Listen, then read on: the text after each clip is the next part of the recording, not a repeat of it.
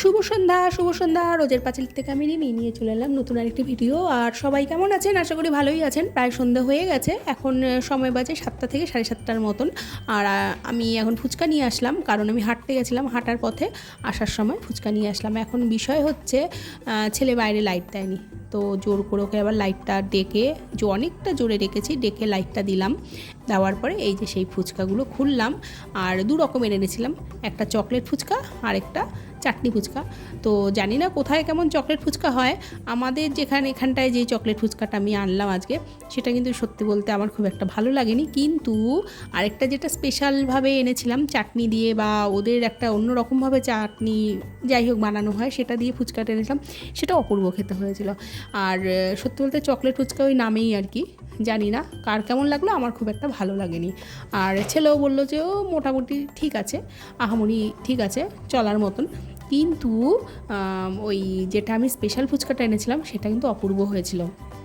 যাই হোক, এই গল্প করতে করতে তারপর কিছুক্ষণ একটু এখন তো লাইভে আসি সন্ধ্যাবেলায়, আপনারা জানেন টুকটাক মানুষ।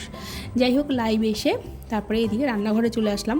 পেঁয়াজ আর আলু আর দুপুরে সামান্য একটু বাঁধাকপির শাক ছিল, সেটাকে সুন্দর করে আবার ভাজলাম, দিয়ে যে এই ডিমগুলো ফাটিয়ে দিয়ে দিলাম। এটাকে সুন্দর করে ঝুরঝুরেভাবে ডিমের ভুজিয়া করব, করে তারপরে আটা মেখে রেখেছি।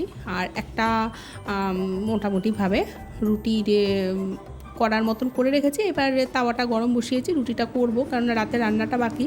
আর এই ডিমের ভুজিয়াটা না ভীষণ ভালো হয়, মানে ভীষণ ভালো হয় খেতে। আর ম্যাক্সিমাম দিনই রুটির সাথে ডিমের ভুজিয়া বেশ ভালোই লাগে। কিন্তু বিষয় হচ্ছে, আমি ডিম ভুজিয়াটা করলাম, আমার ছেলে এসে কি করেছে দেখবেন একবার। আমি রান্না করতে গেলে যে এরকম একটা ব্যাপার হয়ে গেল, যে আমি রান্না করব না ওর দিক দেখব, আমি পুরো পাগলের মতন হয়ে গেলাম আজকে। আমি সুন্দর করে একটা আটার গোলা দিয়ে আটাটা মানে লেচি কেটে গোল করে রেখে দিয়েছি। এইবার করে ওটা যখনই ভাজছি, এসে দেখছি বাবু এখানটা হাত লাগিয়ে দিয়েছেন।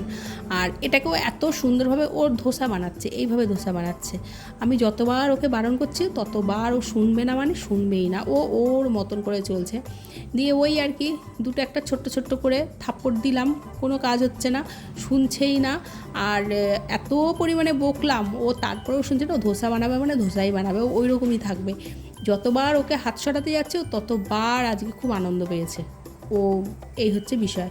কিন্তু ছোটোবেলায় কিন্তু ভীষণ পরিমাণে রান্নাঘরে আসতো, এই যত বড় হচ্ছে আজকে মনে হয় অনেক বছর পরে আবার রান্নাঘরে আসলো। যাই হোক, এবার বলছে যে এটাকে তুমি ওঠাও, এটাকে ওঠানো সম্ভব? আমি এবার ভাবছি এটাকে আমি কি করে আবার রুটির মতন তৈরি করব, করে আবার এটাকে ফোলাতে হবে, মানে কতটুকু চাপ সৃষ্টি করেছে। এসে এবার নিজেই তুলছে, দিয়ে বকাবকি করলাম কিছুক্ষণ, কিন্তু এটাকে আবার নতুন করে তুলতে হবে। আর দেখুন কি করেছে অবস্থাটা, ভাবা যায়? এটার এত বাজে পরিস্থিতি হয়ে আছে। এখন দেখা যাক কতটুকু কী করা যায়।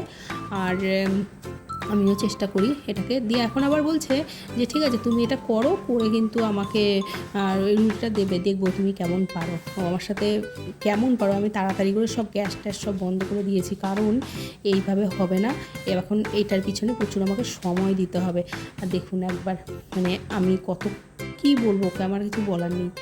যাই হোক, এরকম ম্যাক্সিমাম বাড়িতেই কম বেশি থাকে দুটো একটা। আর ওর অনেক ঝামেলা আছে, যেমন দাড়িটা কিছুতে কাটতে চাইছে না, চুল কাটতে চাইছে না। আমার কাজের মধ্যে প্রচুর কাজ করে ফেলছে, কাজে আমার কম, মানে একটু যদি ভাবি যে আমি আজকে একটু কম করব বা একটু ফাঁকি দেবো, সেটা আমার কপালে নেই। আর কাজের মধ্যে কাজ বাড়ে। যাই হোক, কার কার বাড়িতে এরকম রত্ন আছে একটু বলবেন তো। আর আমার মনে হয় অনেকের বাড়িতে এরকম রত্ন আছে, 2-4টে করে, কারণ এই যে কি ভয়ানক জিনিস বলার মতো না। যাই হোক, ওটাকে আবার সুন্দর করে মেখে, এই যে আমি তো ভাবলাম যে হয়তো ফুলবে না বা ভালো করে পারবো না, শক্ত হয়ে যাবে, কিন্তু না, সুন্দর করে গোল হয়েছে। আর কি করেছে শুনুন। তারপরে এই একটা পরে আসছি, যখন আমার রান্নাটা হয়ে এলো, মানে রুটিগুলো হয়ে গেছে, পরে আমায় বলছে ওই রুটিটা কোথায় আছে, কোন রুটিটা, ধোসা রুটিটা কোথায় আছে।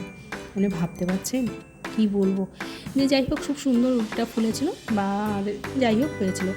এবার আসি আমার এডিটিংয়ের বিষয়। আমি ফোনে কিছুতেই এডিট করতে পারছি না, যেইটাই নিচ্ছি সেটাতেই সমস্যা হচ্ছে, কিছুতে গ্যালারিতে সেভ করতে পারছি না। আমার যে এত রকমের সমস্যা হচ্ছে এই ভিডিও দেওয়া নিয়ে।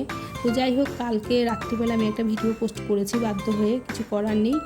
আর এখন ঠিক করলাম আবার নতুন করে আবার একটা ইউটিউব যে অ্যাপটা আছে সেই অ্যাপটাকে ডাউনলোড করলাম কিছুক্ষণ আগেই, করে এটাকে এখন এডিটিংয়ের জন্য নিয়েছি।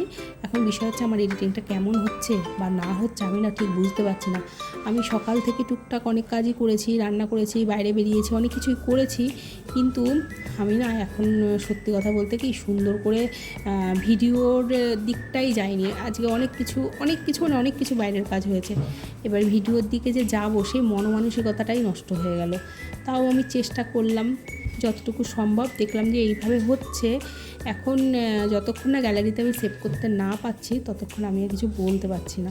যাই হোক, মন মানসিকতা ভীষণ খারাপ হয়ে গেছে। আর দেখি কি হয়। আর ওইদিকে আমার আলু ডিমের ভুজিয়া কমপ্লিট হয়ে গেছে। এখন সুন্দর করে রুটিগুলো ফুললে না একটু মনটা ভালো হয় আর কি। আমি এবার রুটিটা না ফোলাতে পারলে খুব মন খারাপ হয়ে যায়। যাই হোক, এখন বিষয় হচ্ছে আমি লাইভে আসছি, লাইভে এসে তার মধ্যে আবার আরেকটা বিষয় হচ্ছে কেউ সাবস্ক্রাইব করে সাবস্ক্রাইব তুলে নিচ্ছে। কেন বাবু? আমি তো এটাও বুঝতে পারছি না, সাবস্ক্রাইব তুলে নেওয়া হচ্ছে, কী করে আমি বুঝি না। কারণ আমার তো মাত্র 100 থেকে 150টা সাবস্ক্রাইব, তাও যদি এরকম হয় আমার মনটাও তো একটা খারাপ ভালো আসে না। যাই হোক, ভিডিওটা অনেক কথা বললাম, আর নতুন করে আবার ভিডিও দেওয়ার চেষ্টা করছি। ভিডিও কেমন লাগলো জানাবেন। যদি কিছু ভালো লেগে থাকে অবশ্যই লাইক, কমেন্ট, শেয়ার, সাবস্ক্রাইব করবেন। আর দেখতে থাকুন ভিডিও। আশা করি আমি চেষ্টা করছি যতটুকু সম্ভব আমার দ্বারা। আমি যদিও ওই শর্ট রিলসের মাধ্যমেও দেওয়ার চেষ্টা করেছি টুকটাক। আর আবারও যদি কিছু ভালো লেগে থাকে লাইক, কমেন্ট, শেয়ার, সাবস্ক্রাইব সবটাই করবেন। প্রিয়জনের যত্ন রাখবেন, ভালো থাকবেন, সুস্থ থাকবেন, সাবধানে থাকবেন, সতর্কে থাকবেন। আর দেখা হচ্ছে অন্য আরেকটি ভিডিওতে। ততক্ষণ শুভরাত্রি।